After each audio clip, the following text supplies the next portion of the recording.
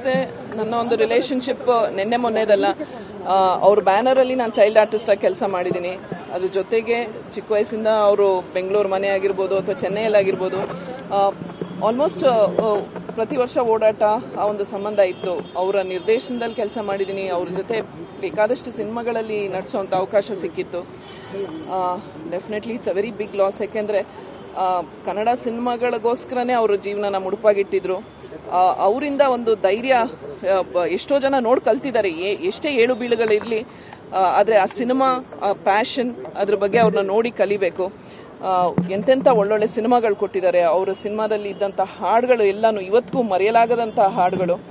ಇವತ್ತು ಅವ್ರನ್ನ ಕಳ್ಕೊಂಡು ನಿಜವಾಗ್ಲೂ ನಾವೆಲ್ಲರೂ ಅನಾಥರಾಗಿದ್ದೀವಿ. ಈ ಥರ ಹಿರಿಯರು ಒಬ್ಬರೊಬ್ಬರೇ ಹೋಗ್ತಾ ಇದ್ದಾರೆ. ನಮ್ಮ ಮುಂದೆ ನಮಗೆ ಮಾರ್ಗದರ್ಶನ ನೀಡೋರಾಗಲಿ ಅಥವಾ ಹೀಗಿರಬೇಕು ಈ ಒಂದು ಎಕ್ಸಾಂಪ್ಲರಿ ವ್ಯಕ್ತಿನೇ ಇವತ್ತು ನಮ್ಮ ಜೊತೆಗಿಲ್ಲ. It's very unfortunate. ಮತ್ತೆ ನನ್ನ ಒಂದು ರಿಲೇಶನ್ಶಿಪ್ ನಿನ್ನೆ ಮೊನ್ನೆದಲ್ಲ. ಅವ್ರ ಬ್ಯಾನರ್ ಅಲ್ಲಿ ನಾನು ಚೈಲ್ಡ್ ಆರ್ಟಿಸ್ಟ್ ಆಗಿ ಕೆಲಸ ಮಾಡಿದ್ದೀನಿ. ಅದ್ರ ಜೊತೆಗೆ ಚಿಕ್ಕ ವಯಸ್ಸಿಂದ ಅವರು ಬೆಂಗಳೂರು ಮನೆ ಆಗಿರ್ಬೋದು ಅಥವಾ ಚೆನ್ನೈಯಲ್ಲಿ ಆಗಿರ್ಬೋದು, ಆಲ್ಮೋಸ್ಟ್ ಪ್ರತಿ ವರ್ಷ ಓಡಾಟ ಆ ಒಂದು ಸಂಬಂಧ ಇತ್ತು. ಅವರ ನಿರ್ದೇಶನದಲ್ಲಿ ಕೆಲಸ ಮಾಡಿದ್ದೀನಿ. ಅವ್ರ ಜೊತೆ ಬೇಕಾದಷ್ಟು ಸಿನಿಮಾಗಳಲ್ಲಿ ನಟಿಸೋಂಥ ಅವಕಾಶ ಸಿಕ್ಕಿತ್ತು.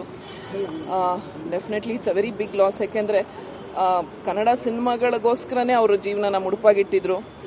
ಅವರಿಂದ ಒಂದು ಧೈರ್ಯ ಎಷ್ಟೋ ಜನ ನೋಡಿ ಕಲ್ತಿದ್ದಾರೆ.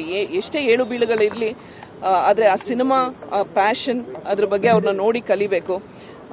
ಎಂತೆಂಥ ಒಳ್ಳೊಳ್ಳೆ ಸಿನಿಮಾಗಳು ಕೊಟ್ಟಿದ್ದಾರೆ. ಅವರ ಸಿನಿಮಾದಲ್ಲಿ ಇದ್ದಂಥ ಹಾಡುಗಳು ಎಲ್ಲಾನು ಇವತ್ತಿಗೂ ಮರೆಯಲಾಗದಂಥ ಹಾಡುಗಳು. ಇವತ್ತು ಅವ್ರನ್ನ ಕಳ್ಕೊಂಡು ನಿಜವಾಗ್ಲೂ ನಾವೆಲ್ಲರೂ ಅನಾಥರಾಗಿದ್ದೀವಿ. ಈ ಥರ ಹಿರಿಯರು ಒಬ್ಬರೊಬ್ಬರೇ ಹೋಗ್ತಾ ಇದ್ದಾರೆ. ನಮ್ಮ ಮುಂದೆ ನಮಗೆ ಮಾರ್ಗದರ್ಶನ ನೀಡೋರಾಗಲಿ ಅಥವಾ ಹೀಗಿರಬೇಕು ಈ ಒಂದು ಎಕ್ಸಾಂಪ್ಲರಿ ವ್ಯಕ್ತಿನೇ ಇವತ್ತು ನಮ್ಮ ಜೊತೆಗಿಲ್ಲ. It's very unfortunate.